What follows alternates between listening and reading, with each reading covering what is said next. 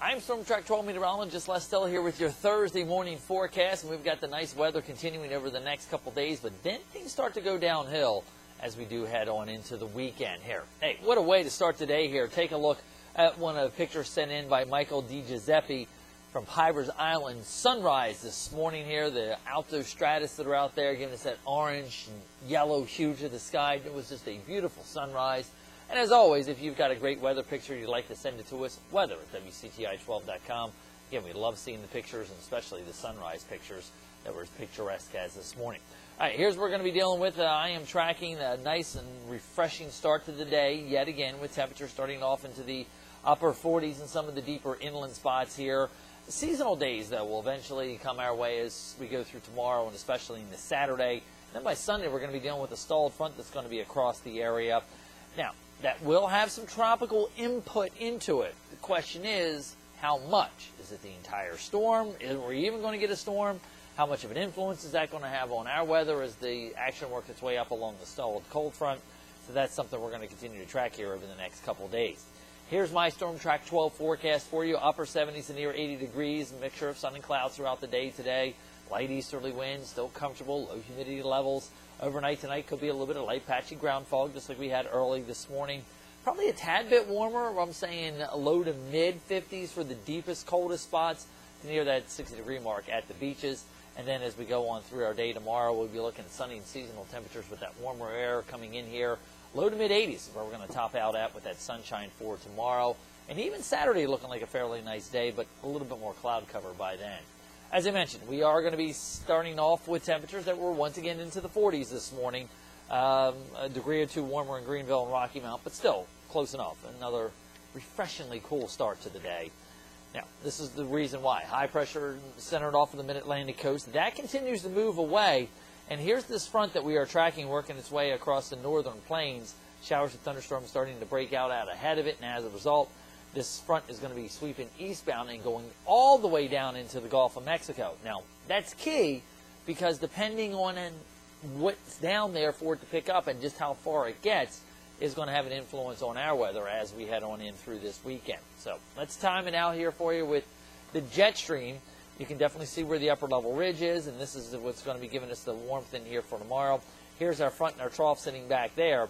And then as we progress this in through time here, what you'll notice is that the front makes its way towards the east coast. We do see a little bit of a weak shortwave ridge in here, if you will, kind of set up.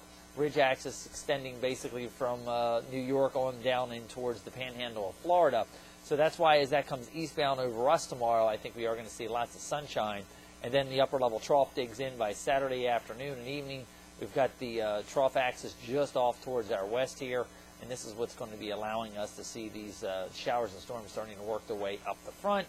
And also we'll start to bring the clouds in here as we head on through the afternoon and evening hours on Saturday going into Sunday. And then by Sunday, it's working its way through here. Now, yesterday's model, this is a GFS, it actually cut off of that upper level low across the Tennessee Valley. Not seeing any signs of that right now. So that is a new trend for this day. And as a result, we may start to clear out a little bit sooner as we go into next week. Again, depending, though, how much of the tropical action we have there that gets pulled into the weather system.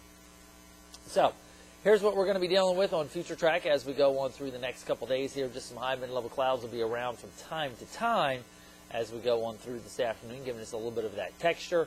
Lots of sunshine around, though, for the day tomorrow, giving us temps into the mid to upper 80s is where we're going to be topping out at.